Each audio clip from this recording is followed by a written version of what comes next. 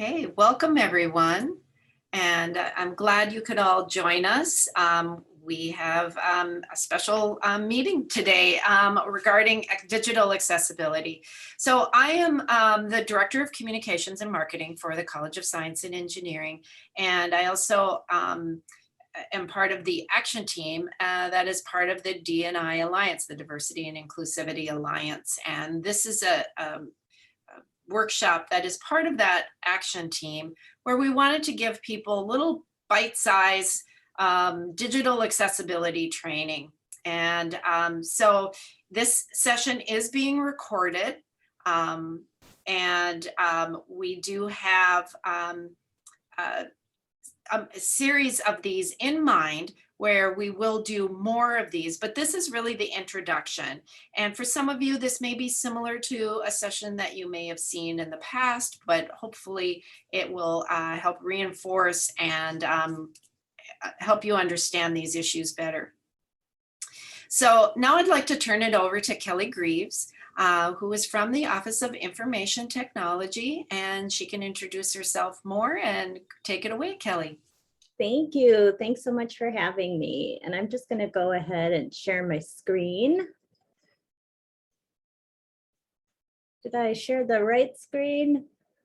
I don't think I did. Not coming up yet. Okay. Oh, am I being impatient?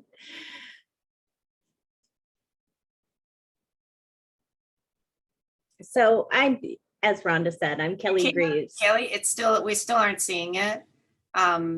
It came up earlier when we practiced. Isn't that the way it goes? It sure did. Well, let me see if I can troubleshoot a bit.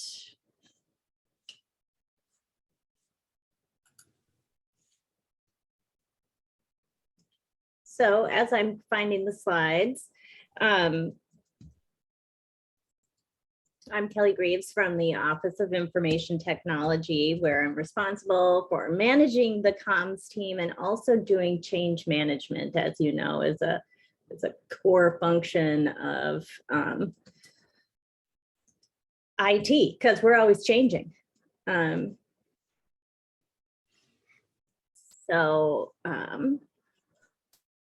Here we are now. And I'm going to try one more time. Here we are. Here it is. That worked. Okay, thanks. Sorry for that. And my contact information is kelly@umn.edu. And the picture on this screen is showing me smiling in days before the pandemic. Just a note about access. You can view this slide deck on your own machine at z.umn.edu/cultivate-CSE.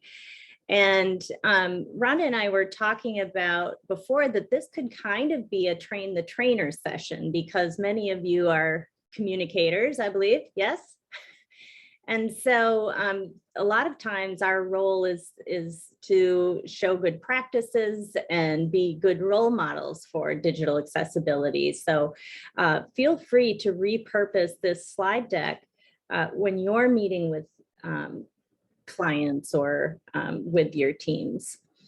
So if questions come up during the presentation, please feel free to speak up or raise your hand. If someone would holler at me, I guess there are more people in the chat that are in the window than I can see. So please do speak up and let me know if there are any audio or visual issues during the presentation. How many of you are familiar with digital accessibility, kind of by a show of hands or using your reaction panel?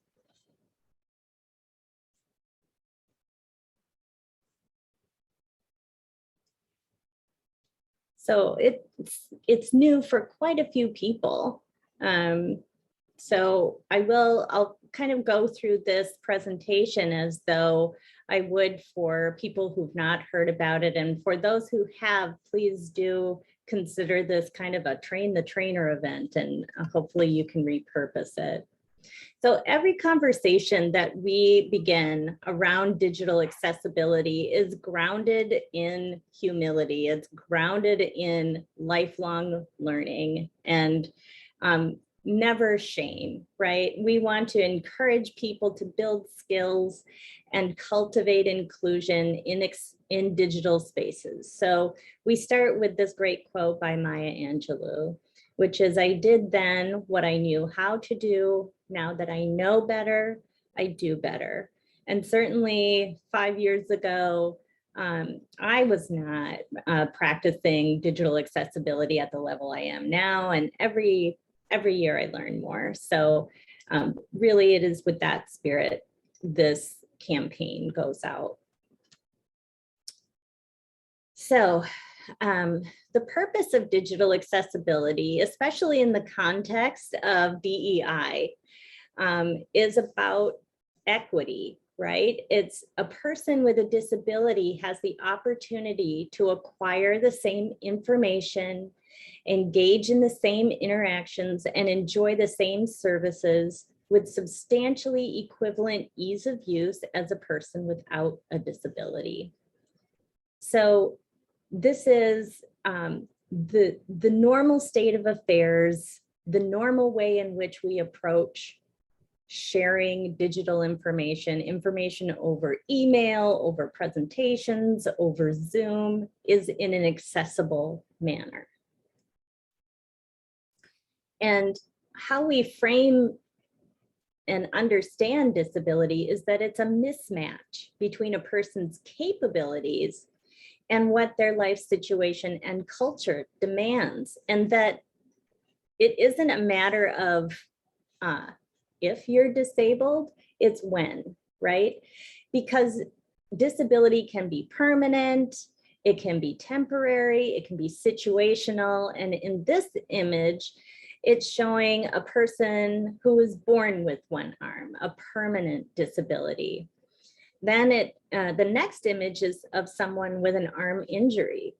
So temporary disability until that arm heals. And then a example of situational disability is the new parent who just can't use both arms because one is cradling an infant. So understanding that it's all of us, that disability can and will affect every single person that you work with, that you are friends with, that's in your family, really helps ground it in, this is not exceptional, right? This is the rule that we create accessible content. And then this one, this slide is an illustration of the difference between accommodation versus accessibility. So the first image shows 3 people standing on boxes in front of a fence, trying to watch a soccer game. And the shortest person, even though he's standing on a box, cannot see over the fence. And so the game is inaccessible. Accommodation is the situation where the environment itself doesn't change except to create an exception for the smallest person. So the smallest person gets 2 boxes to look at the field. The third example shows an accessible environment where everyone is able to see by default. Any questions about the difference between accommodation and accessibility?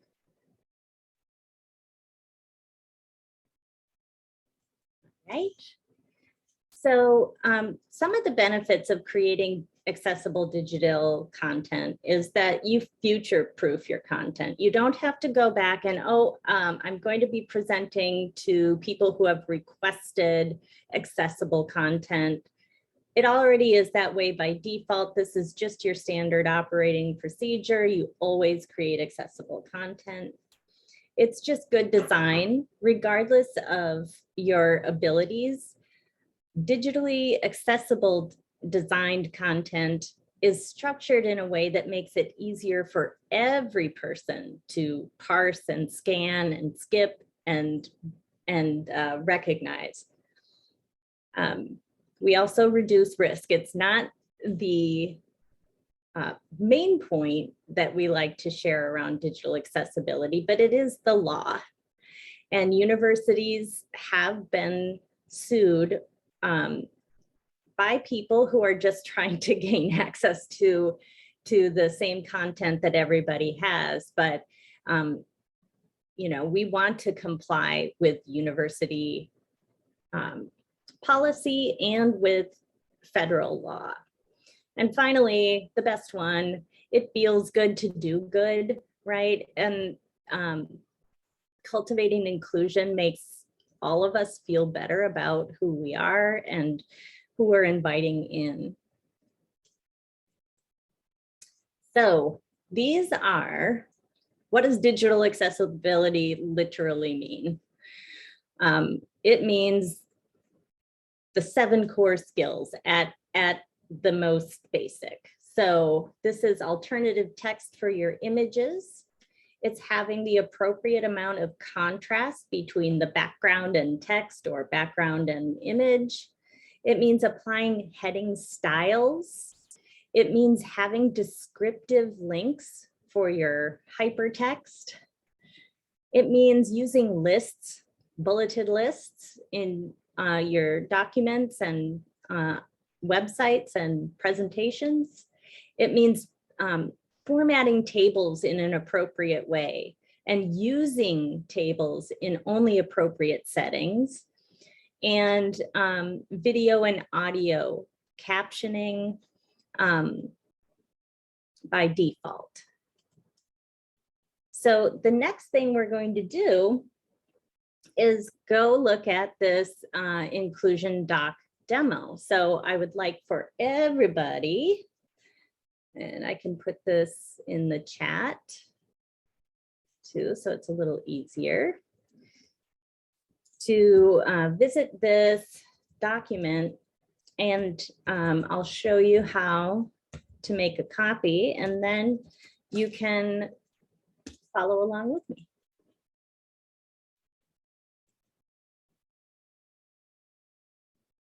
So in our demo doc, is everyone able to see that?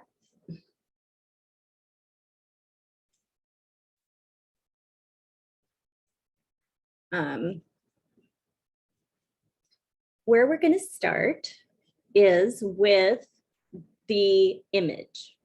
So every image that you include in digital formats, email, documents, presentations, anything, websites, needs to have alternative text so that people who have low vision or are blind can enjoy the same content. Especially when you're using content to convey meaning. So I'll show you in this case. So you're going to, oops, let me make sure I make a copy.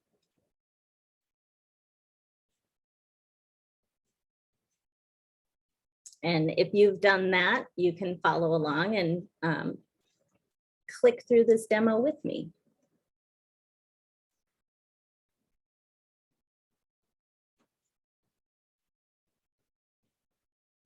And I'll make it just a little bit bigger so we can all see. So I'm going to right click on the image, and here we see alt text. And it's Control Option Y if you're using keyboard shortcuts. And then in the title field, I'm going to write text that conveys the meaning of what I have here. And I'm going to say it's a diverse community of people holding hands.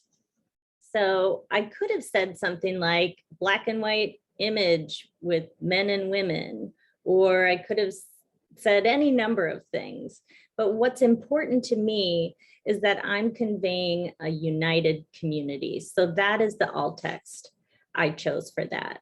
when you include images that are strictly decorative, then you use a different kind of alt text. You enter a null alt text. So you enter alt equals quote, quote.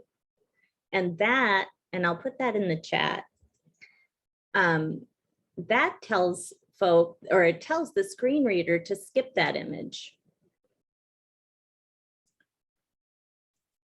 And the chat is opening behind my window.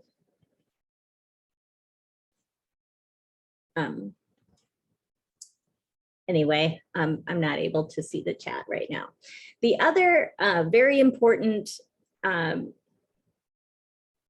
piece of digital accessibility skill is to apply heading styles. So many people know what a heading is for, right? It's to organize your text in, and so that people understand the hierarchy and the structure. So this is the title, there are subheadings and sub-subheadings. The same is true for people using a screen reader. And the way that we do that is through applying styles. So you'll go up to your style drop-down list and apply the heading. This embeds code behind the heading to tell a screen reader that it can skip to, if the person using the screen reader so chooses, if they want to bounce between headings to find relevant content, then they can do that. The other, so I'll just do this again with heading 2. Now, this heading also illustrates an issue with contrast, right? So it's very difficult to read that color. I may have chosen it just because I thought it was pretty, but it does not meet accessibility standards for contrast. And how you can tell that is to go under the custom link, and I see that I'm running out of time, but you can test that on a website and there's a tool to show you the difference between your background color and your foreground color. So that's just a couple of examples of the skills that you can build and learn more about on the Accessible You page and through digital accessibility badging program. So before I run, I apologize, I didn't get through everything, but where I'd like to point you is to Accessible You, which is at accessibility.umn.edu. And specifically to the What You Can Do tab, which says start with the 7 core skills. And it'll tell you all of the things, give you a handy do and don't around all of those 7 core skills that I was just showing you.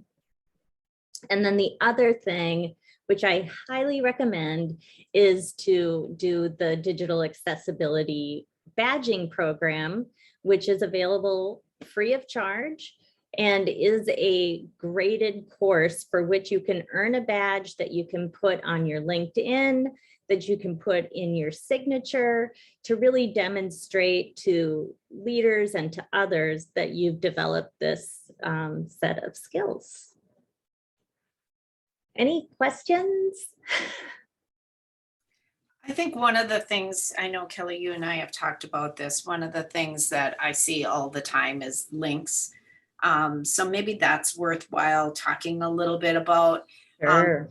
I see a lot of click here's that are linked, and then I see emails, which you should spell out embedded as well. So if you could just maybe touch on that, that would be probably really helpful. Love to do that. So I'm going to bop over to the Cultivate Inclusion site, and under What You Can Do, 7 core skills, and we'll go to links. So there are 4 big topics around links. So link meaningful text. The reason it's important to avoid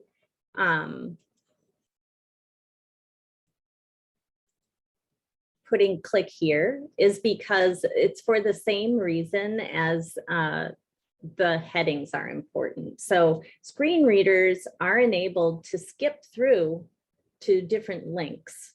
That is one of the tags that it looks for, because people, just like people who are sighted, we look for things that are most important to us. So this enables screen readers to find the relevant link to make it the experience accessible.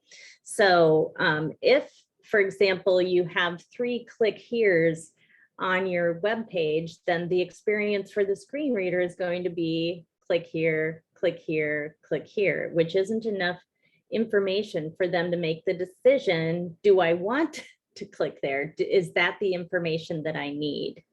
So putting in meaningful links like visit the X web page, the Accessible You website, or something like that, so that I can determine that that is the link that I want, is very key. Also, being descriptive and concise. So it's really annoying if, for example, I put in this entire link, into a document. So the screen reader is going to read every word of that. It's going to read https://accessibility.umn.edu, what, blah, blah, blah, right? It's going to read that entire thing. So being descriptive but brief is also key. And avoiding repetitious links. So sometimes it might feel like it makes sense as a communicator in organizing a page to have the same heading kind of over and over again, like goals. So you don't want 5 goals links if they're all linking to goals for different things. You would want to have a descriptive, like goal for DEI, goal for communication, that kind of thing. And then finally, make links look like links, not buttons. This is something that if you're using Falwell, you have the ability to create buttons wherever you want. The trick is to know when it's appropriate. So if you are using a button, it's really restricted. The use case for that is to submit something. So like submitting a form or something like that. But if you're linking to a website, like Falwell has the style you can apply for links to make them stand out as well. Any questions? There is a question in the chat. So would the person looking at the document using screen reader hear these sentences we write in the alt text window? So yes. Yes. So they hear everything. Yes, so they can tab through. First, they will, they have the ability to hear first the title window, and then there's room for more description. So for example, if you have a bar chart, you might in the title put bar chart for growth over this semester. And then in the body, give details about that. They can choose to read just the title or just the body. And so keeping it as concise as you can while still conveying the meaning is your goal. Kelly, I see there's a question here. Can you say a little bit more why buttons are a problem? Sure. So they are understood by people who use adaptive technologies to have a specific purpose. So if you use a button for just like a link to another web page, that's confusing to the user who is expecting a button to be a submit function. So more of an action item. It's more of an action rather than going to. Right, right. And I mean, maybe I'm not making that as clear as possible. I think we do have some content on Accessible U, but that is my understanding, that the function is a submit, like a submit a form or Give. yeah, I don't really know what the other use Give cases now. are. Give now. Yeah, Maybe. give now, exactly, right. That would be a button function. But if you're leading somebody to another website or another page, that should be a link. Any other last questions? We probably have time for one more.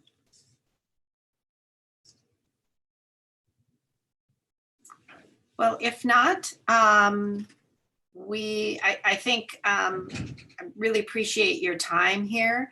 And I think we always want to encourage more people and really make this part of your culture. I mean, one of the things that I will say that we have done in our area in communications at CSE is caption correcting, for examples, with videos and those kinds of things. We do not post a video unless it's an urgent kind of thing. We do not post a video publicly until we've corrected captions, because that we know that that's very important. It's time consuming, but very important. So I think any of you who can take a little slice of your own lives and try to make it more inclusive, I think we are headed in the right direction. And knowing that we will go into these 7 core skills in more depth at other upcoming workshops, please do keep that in mind. So if there's something in particular you're interested in.